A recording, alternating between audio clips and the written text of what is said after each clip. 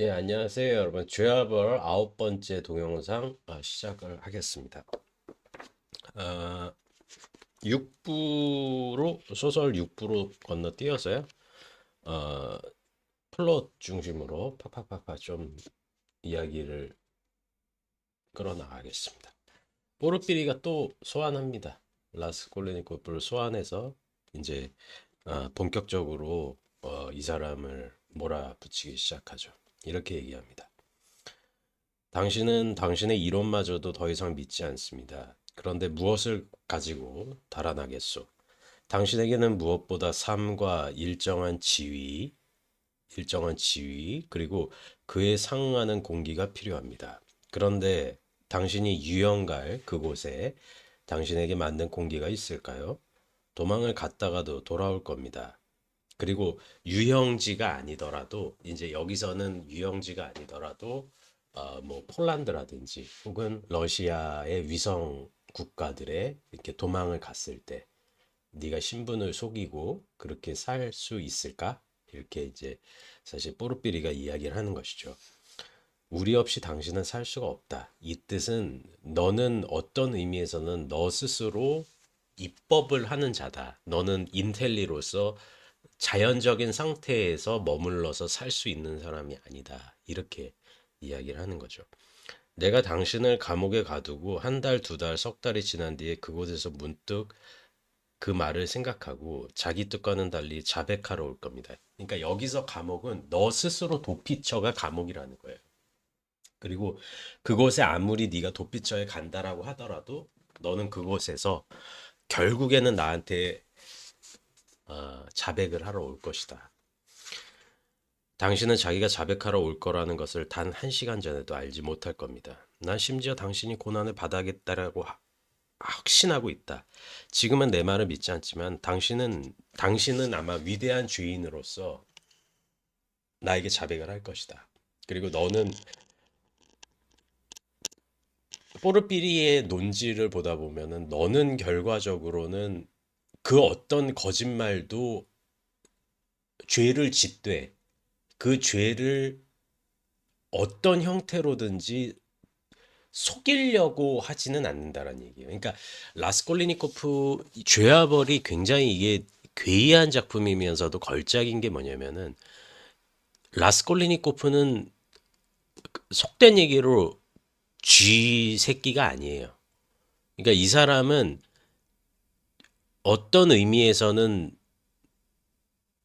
이걸 참 저도 이런 말은 얘는 문제가 심각한 애인데 얘가 하는 행위나 얘가 어떤 행위를 하고 나서 얘가 취하는 행동은 굉장히 장부적인 행동이거든요. 그러니까 굉장히 조금 영웅적인 행동을 지금 얘가 지금 하는 거예요. 그러니까 이것도 저도 굉장히 조심스러운 게 뭐냐면은 얘가 지금 하는 다른 사람의 그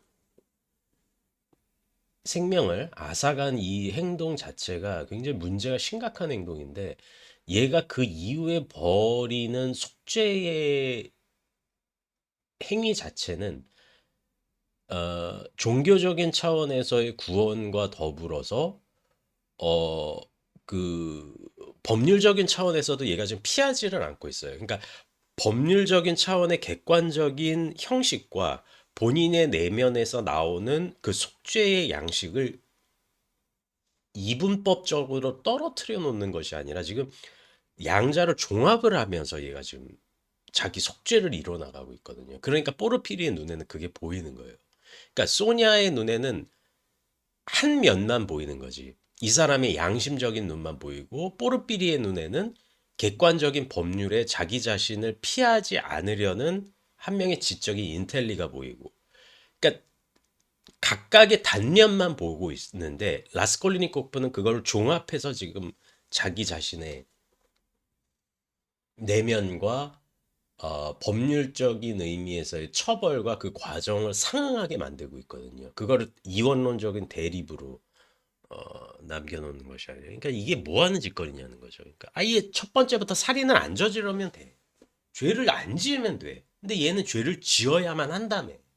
그런 것이 그 음울한 교리 문답이 얘의 존재 이유였잖아요. 왜 이런 짓을 하느냐는 거지. 그렇게 나오면 이런 소설을 쓰면 안 되는 거죠. 근데 이런 소설을, 그러니까 이 소설 자체가 사실은 아직까지도 문제작일 수밖에 없다는 거예요. 어쨌든 간에 라스콜리니코프는 또 뽀르필이 너한테는 안 진다라는 생각으로 또 나가요. 근데 이미 알고는 있죠. 이 사람도. 그리고 스비드리가일로프를 찾아가요. 이 행위는 뭐냐면은 결과적으로 라스콜리니코프가 가지고 있는 아주 뭐라고 해야 되냐면은 그 일종의 괴이한 초인, 괴이한 이런 신념을 공유할 수 있는 유일한 존재가 사실은 스피드리 가일로프예요. 그러니까 소니아는 전혀 달라. 얘랑은 전혀 다른 종류의 사람이에요. 그렇기 때문에 소니아에게는 빌러가는 건데 스피드리 가일로프 이 인간은 라스콜리니코프와 동료라고 보시면 돼요. 그러니까 이 사람이 협박을 할 거를 알면서도 찾아가서 이 사람에게 마음의 동의를 얻고 싶은 거야. 이렇게 현실적으로 뽀르삐리도 조금 이제 위험한 어릿광대지만 이 사람은 정상이에요. 다른 사람은 해야 하면 안 된다라는 기본적인 인식이 있는 사람이에요. 이거는 가르쳐서 되는 것이 아니라 그냥 있는 거예요.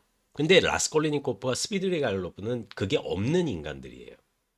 속된 얘기로. 선을 넘은 인간들이에요. 그렇기 때문에 자기야 동류적인 의미로서 스피드리갈로프를 자꾸 찾는 거죠. 그리고 그것도 알고 있어. 683쪽.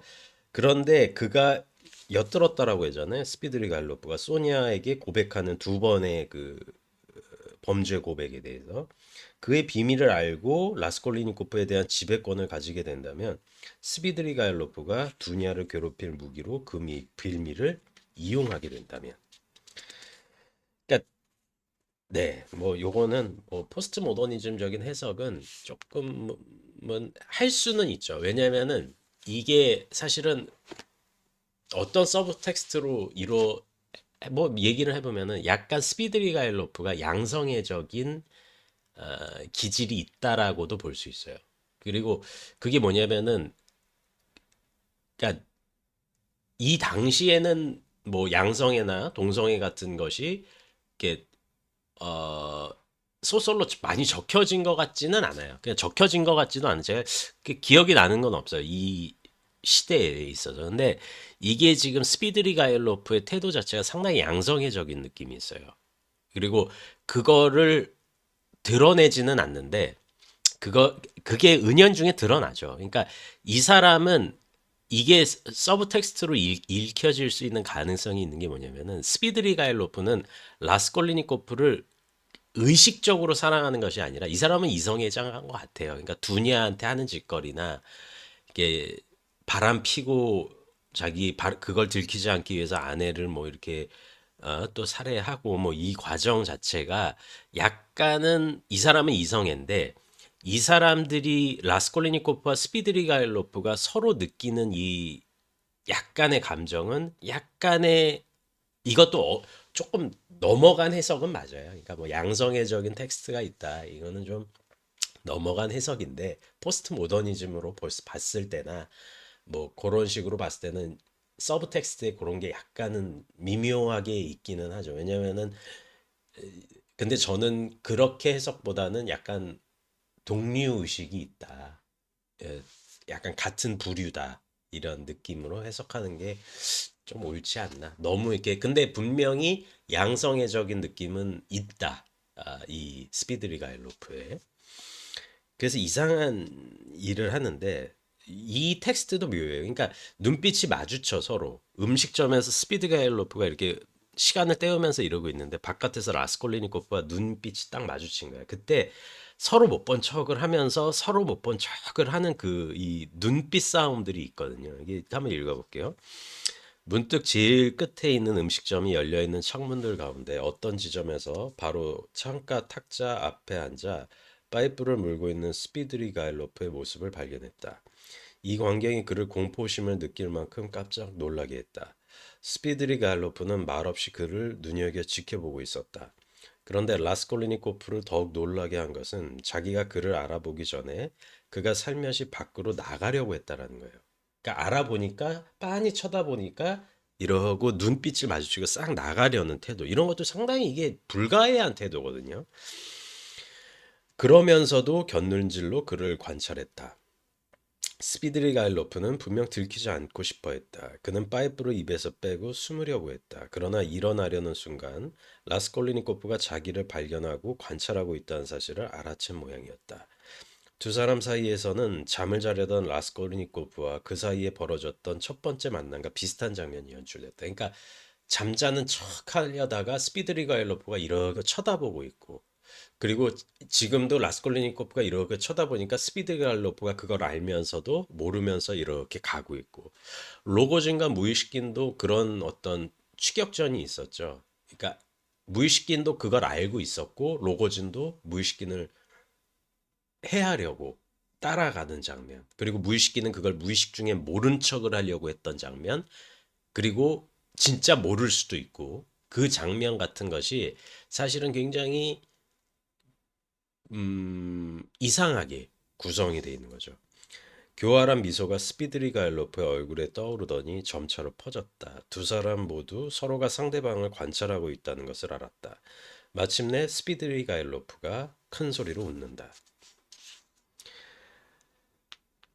그러면서도 헛소리를 하는 거예요. 그러니까 상류층 특유의, 그리고 상류층이면서 예를 들어서 루진도 상류층이에요. 근데 어떤 상류층이냐면은 이런 종류의 치들은 돈이 있는데 그 권태를 어, 뭐라고 얘기를 해야 될까? 그러니까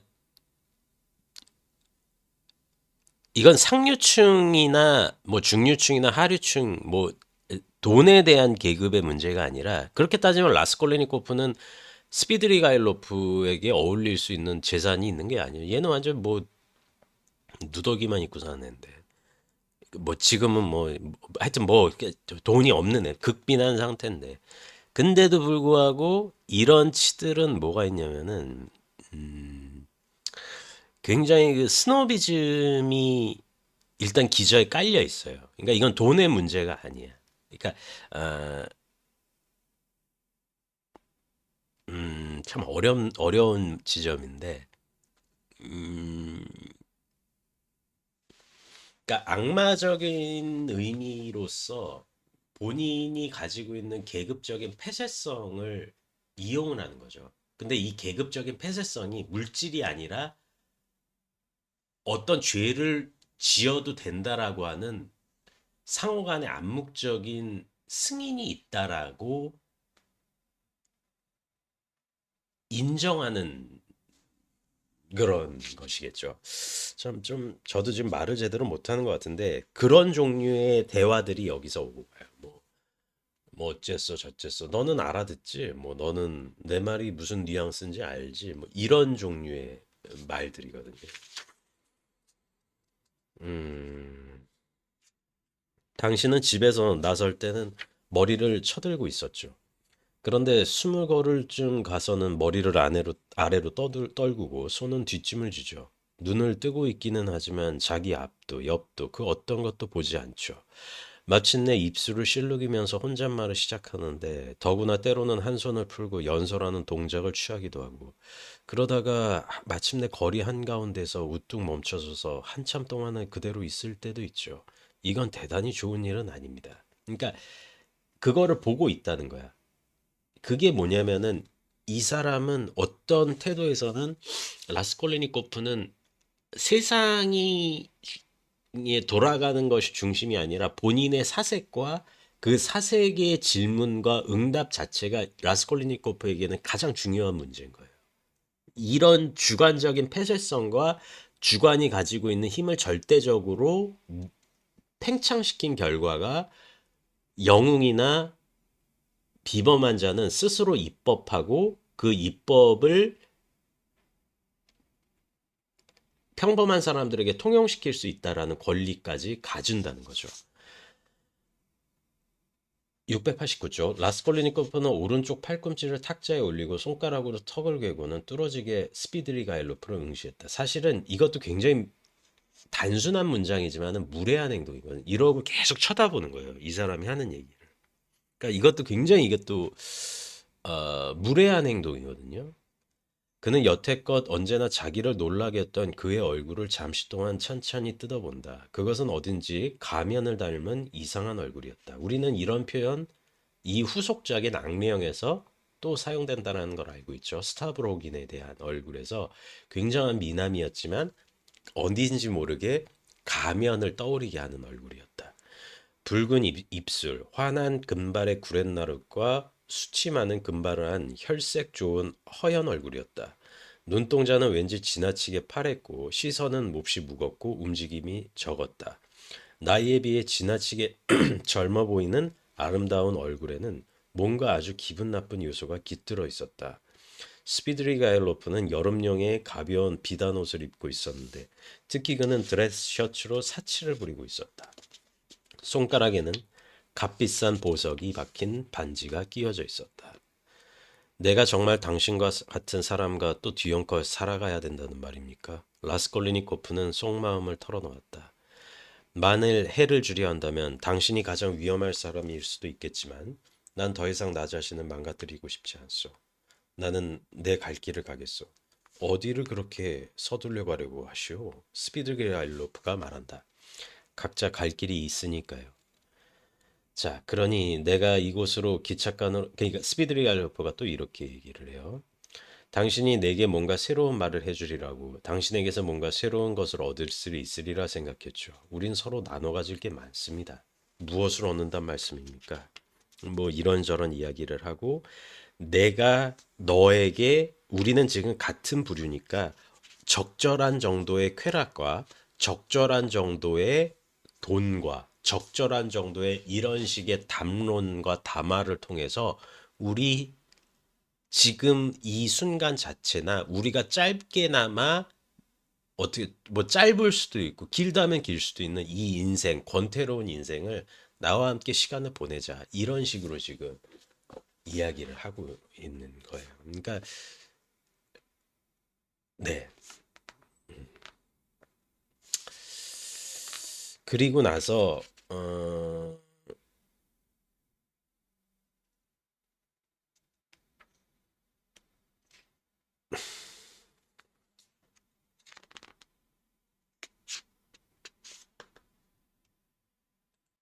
어떤 식의 대화를 나누냐면은 자기 자신이 지저분한 얘기들이 오고 가요. 그러니까 범죄를 저지른 사람이 100% 범인이 그리고 스피드리갈로프는 한두 명을 죽인 게 아니에요. 그러니까 공식적으로 알려진 것만 알려졌는데 덮은 것만 몇 가지고 하인 때려 죽인 거 뭐 자기 와이프 독살 시킨 거 뭐 이렇게 여자 아이들 그렇게 해가지고 자살로 몬 것 뭐 이런 거 그리고 수면에 가라앉아 있는 모든 사건들을 하면은 몇 명을 죽인지를 몰라. 그러니까 얘도 사이코패스예요. 그러니까 그런 불쾌한 감정이 얘한테서 풍겨져 나오는 거죠. 그리고 두 번째는 뭐냐면은 그런데 이 끔찍하고 굉장히 이런 사건들 끝에 라스콜리니코프의 여동생을 보고 어떻게 보면은 최후의 구원을 얻으려고 하는 거예요. 그러니까 마치 소냐에게서 라스콜리니코프가 최후의 영혼의 구원을 얻으려고 하는 것처럼 이 사람도 두냐라는 한 명의 그 가정교사, 자기 집에 왔던 가정교사인 이 여자한테서 마지막 구원을 찾는 거예요. 저 여자랑 살아야지만 내가 인간으로 죽을 수 있을 거라라고 생각을 하는 거예요. 그러니까 지도 알아, 지가 괴물인 게. 그러니까 라스콜리니코프도 마찬가지예요. 끝까지 뽀르피리나 이런 종류의 사람을 속이면 돼. 뽀르피리에게는 증거는 없어요. 자백만 있을 뿐이에요. 그리고 라스콜리니코프도 본인이 괴물로 바뀌는 거를 원하지 않는 거야. 그러니까 이거에 대한 거가 타자적인 공포나 종용이 아니라 자기 스스로 괴물이 되는 거를 스톱을 시키려고는 하는 거예요. 최후의 양심이. 그러니까 스비드리가일로프의 입장에선 두니아가 되겠죠. 그래서 최후로 두니아에게 스비드리가일로프가 찾아가요. 근데 이것도 찾아가는 것이 아니라 거의 납치야. 여기 중요한 증거품이 있고 내가 당신 오레비와 아마 같이 있을 것이다 라고 해서 당신 오레비에 대한 비밀을 알려주겠다라는 명분으로 여동생을 불러요. 두니아. 라스콜리니코프의 여동생을 불러요. 그리고 아무도 없죠. 날씨는 흐리고 우중충한 날씨고 최후의 진술을 해요.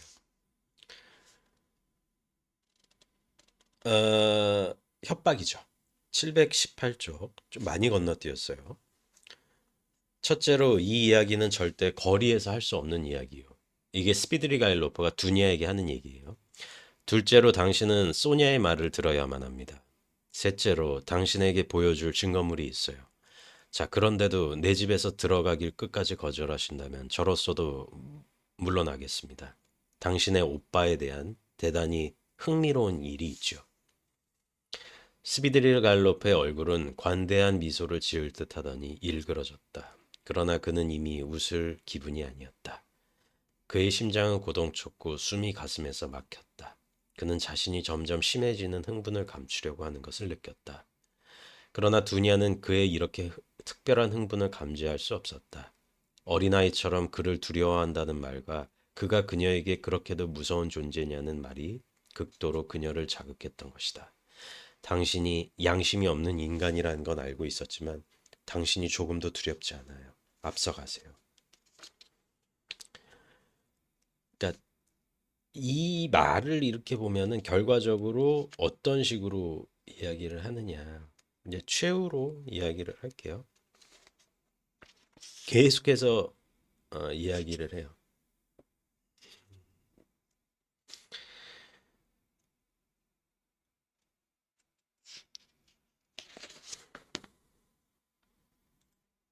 그러니까 잘못된 방식으로 이제 스피드리 가일로프의 이야기를 하는데 문을 잠가버려요. 자기 집에 들어가서 문을 잠가버리고 두니아에게 다가가죠. 그리고 두니아는 그 탁자에서 스피드리 갈로프의 권총을 뺐습니다. 당신 권총이 아니야. 당신이 죽인 마르파 당신의 아내 것이지. 악당. 부인의 집에는 당신 것이라고는 아무것도 없었어. 난 당신이 무슨 짓을 할지 의심쩍어서 이것을 가져왔던 거야. 한 발자국이라도 움직이면 맹세코 너를 죽여버릴 거야. 어? 아, 두니아 좀 보통이 아니네요. 두니아가 갖고 온 거네요. 그럼 오빠는 호기심이 나서 물어보는 겁니다. 아, 두니아가 갖고 온 총이에요. 고발하고 싶으면 고발해. 자리에서 움직이지 마. 꼼짝도 하지 마. 넌 아내를 독살했어. 난 알아. 네가 바로 살인자라는 걸. 내가 나의 아내를 독살했다는 걸 그렇게도 굳게 믿고 있나? 너야 네가 내게 암시했어. 당신은 내게 독에 대해 말한 적이 있어. 난 당신이 그걸 사러 갔다 온 걸 알아. 내게는 준비가 다 되어 있었어. 그건 틀림없이 너야. 비열한 자식. 두니아 대사예요. 만약 그것이 사실이라 해도 그건 너 때문이었어. 이건 스피드 리갈로프 그 대사입니다. 어쨌거나 이유였던 거야. 두냐는 권총을 치켜들었다. 죽은 사람처럼 청백해진 그녀는 새파랗게 질린 아랫입술을 부들부들 떨면서 불꽃처럼 빛나는 커다란 검은 눈동자로 그를 쏘아보고 있었다. 그녀는 그를 쏠 결심으로 조준을 하며 그의 첫 움직임만을 기다리고 있었던 것이다. 그는 아직까지 이렇게 아름다운 그녀를 본 적이 없었다. 그녀가 권총을 든 순간 그녀의 눈에서 반짝인 불꽃은 그를 태워버릴 것만 같았다. 그의 심장은 아프게 쥐어들었다. 그는 한 걸음 내딛었다. 그러자 총성이 울렸다. 총알은 그의 머리를 스친 뒤 뒷벽에 꽂혔다. 그는 멈춰서서 조용히 웃기 시작했다. 땅벌에 쏘였군. 똑바로 머리를 조준하더니 이게 뭐야? 피잖아. 그는 오른쪽 관자놀이에서 가느다랗게 흘러내리는 피를 닦으려고 손수건을 꺼낸다. 총알은 이마에 표피를 스치고 지나간 것 같았다. 두니아는 권총을 내리고 스피드리가일로프를 두려움이라기보다 얼떨떨한 표정으로 바라본다. 그녀 자신도 자기가 무슨 짓을 했는지 어떻게 된 일인지 잘 이해하지 못했다. 잘못 쏘았군. 또 쏘시오. 내 기다리리라.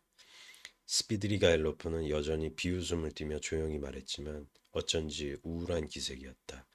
그렇게 해서야 당신이 안전핀을 풀기 전에 내가 먼저 당신을 잡겠군. 나를 내버려둬요. 그녀는 절망적으로 외쳤다. 맹세코 당신을 쏠 거예요. 난 당신을 죽일 거야. 죽일 거야. 그렇지. 세 걸음밖에 되지 않으니 죽이지 않을 수가 없겠군. 자, 죽이시지. 그러면 그의 눈은 빛나기 시작했고 그는 벌써 두 걸음을 내딛었다. 두냐는 쏘았다. 불발이었다. 장전을 잘못했군. 괜찮소. 아직 뇌관이 더 있으니까. 다시 고치시오. 기다리겠소. 그녀는 그녀 앞 두 발자국 떨어진 곳에 서서 기다렸다. 그는 이글이글 타오르는 음울한 시선으로 맹렬한 결의를 보이며 그녀를 쳐다보았다. 그녀는 그가 자기를 놓아주느니 차라리 죽을 것이라는 것을 알았다. 그렇다. 물론 이번만큼은 그를 죽일 수 있을 것이다. 두 걸음밖에 떨어져 있지 않으니까.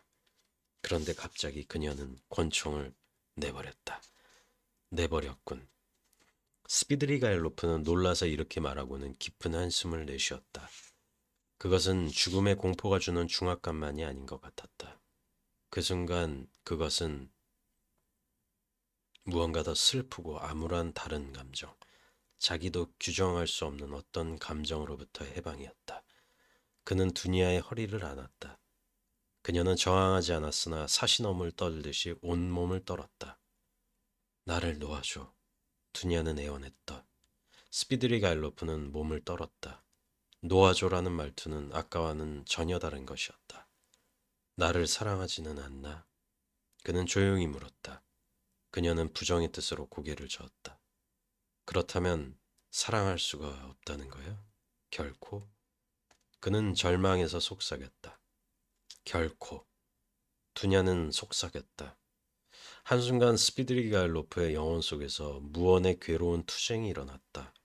그는 뭐라 표현할 수 없는 시선으로 그녀를 바라보았다. 그리고 그는 갑자기 손을 빼고 몸을 돌려 빠른 걸음으로 창 쪽으로 물러나 그 앞에 멈춰섰다. 또 한순간이 흘렀다. 여기 열쇠가 있어. 그는 외투의 왼쪽 주머니에서 열쇠를 꺼내 두니아 쪽을 돌아보지도 않고서 자기 뒤에 있는 탁자에 올렸다. 가져가시오. 어서 나가요. 그는 창을 뚫어지게 쳐다보았다. 두나는 열쇠를 집으로 탁자로 다가갔다. 어서, 어서. 스피드리가일로프는 여전히 움직이지도 돌아보지도 않고서 외쳤다. 그러나 이 어서라는 말 속에 무언가 무서운 감정이 깃들어 있었다. 두니아는 이를 이해하고 열쇠를 집어든 뒤 문으로 달려와서 재빨리 문을 열고 방 밖으로 뛰쳐나간다. 1분 후 그녀는 미친 여자처럼 정신없이 운하 쪽으로 나가 모모 다리를 향해 뛰기 시작했다. 스피드리 가일로프는 그대로 창 옆에 3분 동안 서 있었다. 마침내 그는 천천히 몸을 돌려 주위를 둘러보고는 조용히 손바닥으로 이마를 쓸어내렸다. 이상한 미소가 그의 얼굴을 일그러뜨렸다. 그것은 가련하고 슬프고 약하디약한 절망의 미소였다. 이미 마르기 시작한 피가 그의 손바닥에 묻어났다. 그는 도끼 어린 시선으로 피를 들여다보고는 천에 물을 묻혀 관자놀이를 닦는다. 두니아가 던져서 문가로 날아간 권총이 문득 그의 눈에 띄었다. 그는 총을 집어들고 살펴보았다. 그것은 포켓용 작은 산발 권총으로 구형이었다. 그 속에는 아직 두 발의 총알과 한 발의 내관이 남아 있었다. 아직은 한 번은 더 쏠 수 있는 것이다. 그는 잠시 생각하더니 권총을 호주머니에 넣고는 모자를 듣고 밖으로 나간다. 6장. 그날 밤 10시까지 그는 여러 음식점과 불결한 유흥가를 전전하면서 시간을 보낸다.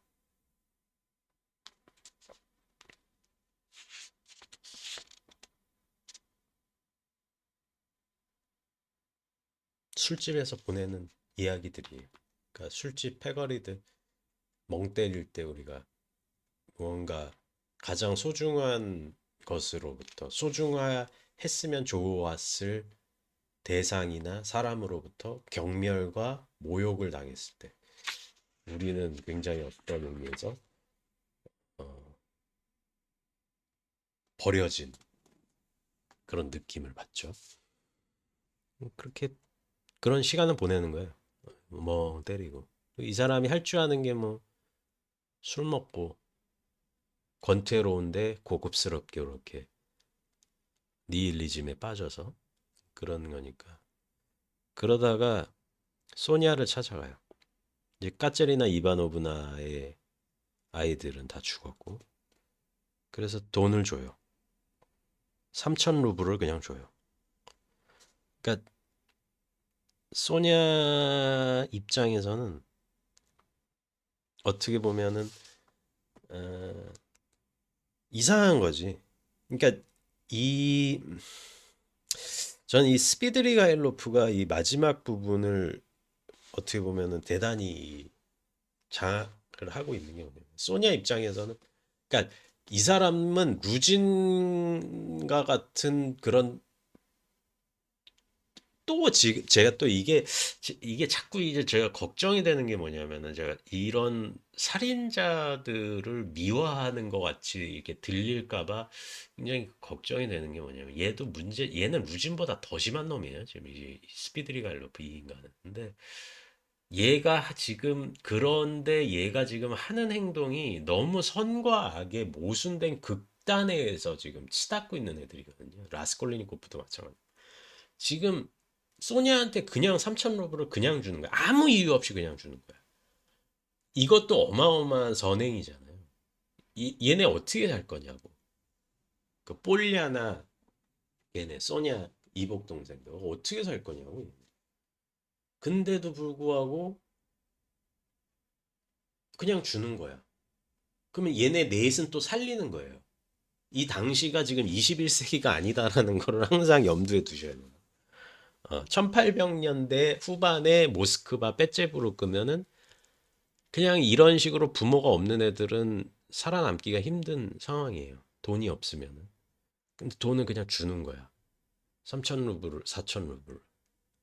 이건 지금 돈으로 하면 3천만 원, 4천만 원 그냥 주는 거야. 한 4, 5천만 원 그냥 주는 거야. 그러면 이거는 또 다른 생명을 살리는 행위라고. 그런데 두니아에게는 또 비참하게 그거를 받고. 그러니까 생명이 그때 두니아에게 있어서 선포를 받은 거예요. 내 인생은 더 이상 구원을 받을 수 없다라는 식으로 주는 거예요. 그리고 너무 소니아 입장에서 고마운 거지. 얘는 모르니까 소니아는 또 이상한 모르니까. 음, 왜 지금 비가 오는데 나가는 거냐. 그리고 어쩔 수 없이 도스토옙스키도 여기다가 쓰는 게 뭐냐면은 스피드리가일로프는 마음만 먹으면 대단히 매력적으로 행동할 수 있는 사람이었다. 그러니까 이 사람은 이 사람도 그러니까 까체리나 이바노브나 마르멜라도프 뭐 스피드리가일로프 포르비리 라주민 다 조연인데도 불구하고 소냐는 뭐 말할 것도 없고 두냐도 그렇고 조연들 중에서도 특히 이 스피드리가일로프 같은 캐릭터는 웬만한 장편 소설의 주인공 같은 느낌도 있어요. 그러니까 인정을 할 수밖에 없어요. 저도 이게 조심스럽다는 건데 살인자나 범죄자를 미화하는 것 같이 들릴까 봐 저도 걱정이 될 정도로 도스토옙스키가 이런 인간들을 매력적으로 창조를 했거든요. 그래서 저도 이 점이 조금 걱정스러운 지점이 있어요. 그러니까 이게 지금 죽은 책이 아니라는 얘기예요. 이 죄와벌이라는 책이. 다른 도스토옙스키 소설도 마찬가지고. 톨스토이 같은 경우도 전 톨스토이가 더 위대하다라고 보는 입장인데 개인적으로는. 근데 도스토옙스키의 그 마성이나 마력 같은 이런 문체는 톨스토이를 상회하는 지점이 있어요. 예술가로서 완전한 예술가로서 분명히 말씀드리지만 톨스토이 할 거예요, 저는. 뭐 이렇게 근데 이 사람의 내면의 그 악하고 어두운 측면을 매력적으로 구축하는 데 있어서는 이 사람을 능가할 수 있는 작가가 나올까라는 생각이 들 정도로 하여튼 괴이한 매력을 부여를 해요. 두니아에게 하는 것도 대단히 로맨틱하면서도 위험하면서도 그리고 잘생겼다라고 자꾸 이거 까니까 그러니까 잘생겼다라고 얘기를 하면 안 돼, 사실은. 키 크고 잘생기고 돈 많고 미중년이다 이런 식으로 지금 깔았잖아 지금. 그러니까 얘가 하는 행동이 다 미화가 되는 거예요. 어떻게 보면은. 예, 이게 좀 하여튼 그랬다. 그리고 나서 또 이제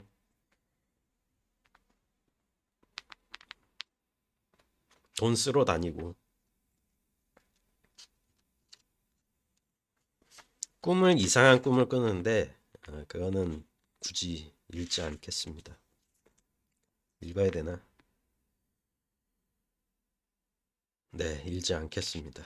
750쪽, 751쪽인데 꿈 내용도 이상하고 이러니까 읽지 않고요. 굉장히 뒤숭숭한 꿈을 꿉니다. 그리고 아침에 일어나요. 꿈 내용은 생략했습니다. 700 이 지점도 놓치지 마세요. 예. 까체리나 이바노브나의 그 미친 독백과 더불어 조연들에게 줄 수 있는 최고의 지점이거든요. 그래서 놓치지 마세요. 752쪽. 그리고 잠에서 깹니다. 우윳빛의 짙은 안개가 도시 위를 뒤덮고 있었다. 스피드리 가일로프는 작은 네바강을 향해 나무로 된 미끄럽고 더러운 포장 도로 위를 걷는다. 제가 조금 바꿔서 걷는다 이렇게 현재형으로 읽어볼게요. 현재형으로 읽고 있어요. 그 전에도 현재형으로 읽었고 모든 사태들, 상황들. 그는 무언가 다른 것을 생각해 보기 위해 집들을 불만스럽게 살펴본다. 여기가 좋겠군. 공식적인 증인이 있었으면 좋을 텐데. 뭔 증인을 찾아 이 사람은. 그는 이 새로운 생각에 거의 쓴웃음을 짓는다. 거대한 정문 옆에는 병사형 회색 외투를 입고 아킬레우스 투기 같은 청동 모자를 쓴 키 작은 사나이가 문의 어깨를 기대고 서 있다. 그는 졸음이 그득한 시선으로 다가오는 스피드리 가일로프를 차갑게 곁눈질한다. 그의 얼굴에는 모든 유대인의 얼굴에 예외 없이 괴롭게 각인되어 있는 영원하고 쓸쓸한 비애가 서려 있다. 그 작은 사나이는 유대인 같네요. 그리고 유대인의 얼굴에는 어떻게 보면은 예외 없이 각인된 씁쓸함이 있다라고 도스토옙스키가 이렇게 묘사를 하는데 참 이 두 문장 한 문장에도 대예언 같은 느낌이 있네요. 두 사람 즉 스피드리 가일로프와 그 유대인은 몇 분 동안 서로를 말없이 살펴본다. 마침내 아킬레우스는 그 사람이에요. 그 유대인. 별로 취하지도 않은 사람이 세 걸음 앞에 버티고 서 있다고 자기를 쏘아보는 것이 심상치 않다고 생각한 모양이다. 이봐, 여기 무슨 볼일이야? 별일 아닐세. 안녕하신가? 여긴 장소가 좋지 않아. 난 지금 외국으로 간다네. 외국이라고? 미국으로 간다네. 미국이라고? 스피드리가 엘로프는 권총을 꺼내서 뇌관을 연다. 지금 모르는 사람이에요, 이 사람은. 이 모르는 사람과 대사람. 아킬레우스라는 유대인은 눈썹을 곤두세운다. 이봐 뭐야? 그런 짓은 여기에 어울리지 않아. 이 그 아킬레우스 대사예요. 스피드리가 엘로프가 이렇게 말한다. 왜 어울리지 않다는 건가? 왜냐하면 그런 장소가 아니니까. 상관없네. 좋은 장소인데 만일 누가 자네에게 묻거든 내가 미국으로 갔다고 대답해 주게. 스피드리 가일로프는 권총을 오른쪽 관자놀이에 댄다. 이봐, 여기선 안 돼. 여기선 그런 장소가 아니야. 유대인 아킬레우스는 점점 눈을 더 크게 치켜뜨면서 몸을 부르르 떤다. 스피드리 가일로프는 방아쇠를 당긴다. 자, 오늘은 뭐 여기까지만 좀 읽어야 될 것 같네요. 이제 거의 다 끝나가는데 이 스피드리 가일로프의 이 최후의 방황과 어, 이 스스로 목숨을 끊는 이 사태는 어떤 입장에서 보면은 용감한 행위 같죠. 그런데 용감한 행위가 아니죠, 이거는. 그런데 그런데 이 사람이 죄를 참여하기에는 너무 죄에 찌들어 있어요. 내가 만약에 수면 위에 올라와서 사람들의 입초사에 오르는 그 세 번의 살인 사건도 처리를 했다라고 하더라도 그 죄가 유기적으로 이 사람 내면은 잠식을 하고 있는 거예요. 이 죄가 없어지면 저 죄가 생겨나고 저 죄가 생겨나면 이 죄가 없어지고 세 번의 살인 사건 그리고 수면 위에 가라앉아 있는 그 살인 사건까지 얽히고 설켰다면은 그 죄와 죄지음 자체가 이 사람의 본질인 거예요. 이 사람의 존재의 이유야. 그렇기 때문에 어떻게 할 수가 없어, 이 사람은. 그리고 그 최후의 구명줄을 두니아로 잡은 거예요. 그러니까 이 차이가 뭐냐면은 소냐에게 도와주는 행동도 굉장히 고귀한 행동이에요. 영웅적인 행동이고 고귀한 행동이고 하지만 그 행동 자체의 표면적인 측면이 이 사람의 죄와 이 사람이 여태껏 잘못 살았던 지점을 역전시키기에는 터무니없이 작다라는 걸 본인이 아는 거예요. 그러니까 그러니까 참 스피드리 가일로프가 과연 구원을 얻을 수 있느냐 이 지점에 있어서는 할 말이 없는 거죠. 어려운 문제인 거죠. 그리고 여기다가 자꾸 잘생겼다, 미남이다, 미중년이다 이게 껴들어가니까 쓸데없이 미화가 될 수 있는 부분도 있는 데다가 매혹적인 지점이 있죠, 사실은. 이 캐릭터 자체에서. 좀 문제다. 도스토옙스키가 좀 문제인 것 같고, 어, 이 후기에 만들어지는 캐릭터에 있어서 대단히 영향을 많이 끼친 것 같기도 하다. 이 캐릭터도 스피드리 갈로프도 약간 알랭드롱 느낌도 나고 알랭드롱 같은 배우가 잘했을 것 같잖아요. 아니면 뭐 그런 거 잘하는 배우가 또 누가 있을까? 딱 알랭드롱 생각이 나는데 그런 느낌. 그리고 이 사람이 하는 이런 스스로 목숨을 끊은 게 이 사람이 할 수 있는 최후의 뭐 참회라고 해야 되는데 왜 거기서 엄한 아무 일면식 없던 그 유대인 앞에서 그렇게 하냐고. 그 사람 뭔 죄야. 그런 거를 눈앞에서 보고. 그러니까 사실은 좀 문제가 많은 행동을 끝까지 했다. 이렇게 볼 수는 있고 이 사람의 죽음이 어떻게 보면은 어, 라스콜리니코프의 마음에 쏜 최후까지 라스콜리니코프를 헷갈리게 한다. 저렇게 그러니까 라스콜리니코프도 제정신이 아닌 게 이따위 죽음을 개결하게 죽었다라고 착각을 하고 있어요, 또. 그러니까 어느 정도까지 라스콜리니코프도 제정신이 아닌 인간인지 아시겠죠. 그리고 소니아가 끝까지 본인이 그 순환 받아서 자수를 하는 과정에서 뒤에서 끝까지 바라봐 주고 있기 때문에 자수를 한 게 가능한 거야. 라스콜리니코프도. 그러니까 주체적으로 선한 행위를 1도 할 수 없는 인간은 맞아요. 라스콜리니코프도. 스피드리갈로프는 거의 쩔어 있는 인간. 어떻게 스피드리 갈로프의 죽음을 이렇게 이야기를 했습니다.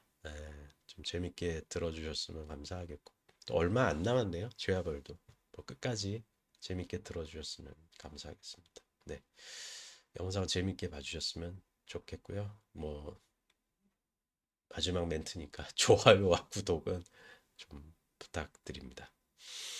네, 다음 시간에 뵙도록 하겠습니다. 네, 감사합니다.